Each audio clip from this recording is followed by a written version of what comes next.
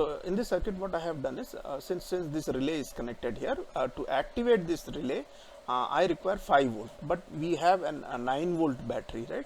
So you need to scale it down to 5 volt. So I have used an 5 volt regulator IC, right? So if you remember in the theory class, I had explained you there are some 7-8 series ICs. So if I write here 7805, so I'll get this regulator. Okay, it means the output voltage will be 05.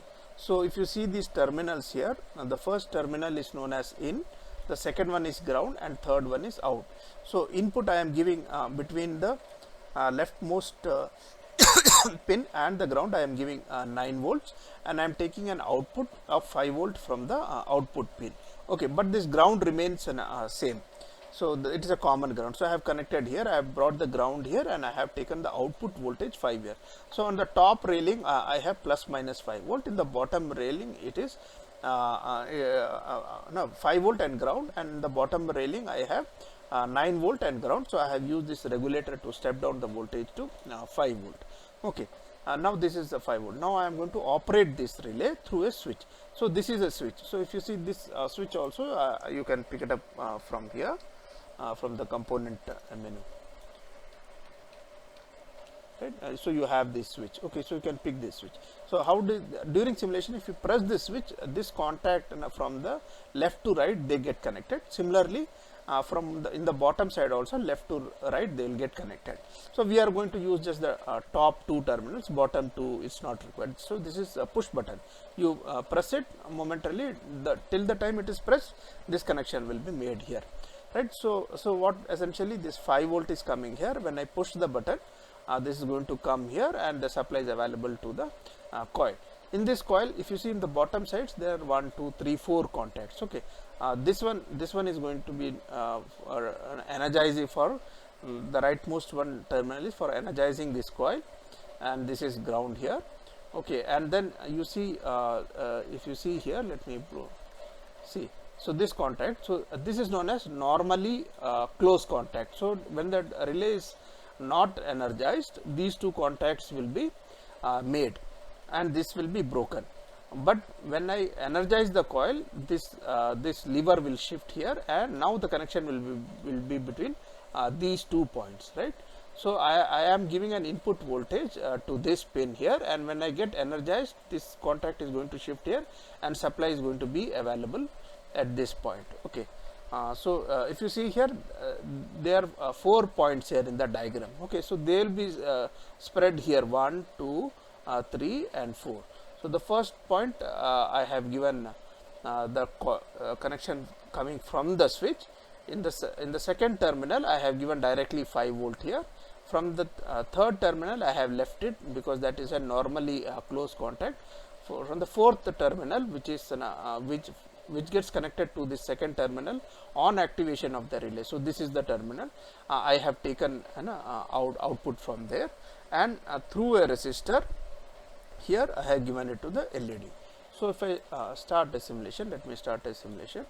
So if I press it, you see the relay is getting activated. You can see this change of the lever is getting activated.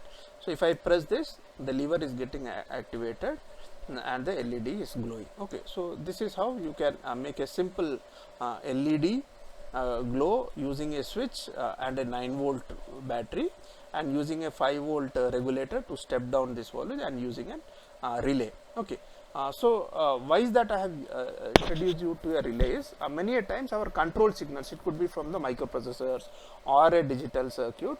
Okay, that will be only 5 volt, most of the digital signals. Okay, whereas what we need to control could be running on 230 volt, right? Like you might want to switch on an AC based on the microprocessor output. Okay, microprocessor might decide, okay, in this particular environmental condition, I need to switch on the AC. So that control signals will be only 5 volt. Okay, whereas the final voltages which will go to the load could be of 230 volt also, right? So these relays, they help us in isolating the control signals and the load signals. Okay, so that's so it is important that we understand how a relay functions. Okay, Now that is what all about the demo which I wanted to give you.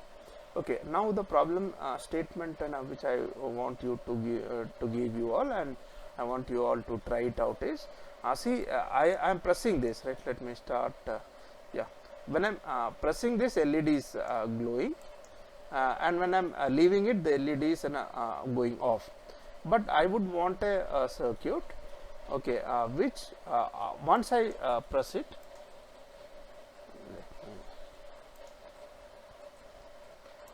once I press it and then leave it, it should not go off. Okay, once I press it, it should get locked, it should continue to glow. So there should be some kind of self-locking mechanism, and then I can have one more switch which will be known as a stop switch. So this will be a start switch. So once I press it and leave it, it should get locked and it should continuously glow. And to stop it, I have one more switch, right? If I press that, this thing should go off, and then again to switch it on, I'll have to press the on switch. So now essentially I require two switches. One will be a switch on push button. It's not a simple switch. I'm talking about realizing this circuit using an push buttons. Okay, first two push buttons. One is a start push button and the other one is a stop push button. So try it out, and it will be a good learning for you. Okay, try to Google self-locking, how to make a self-locking relay connection, and then try it out, and then we'll discuss the solution in the next class. Okay, thanks a lot.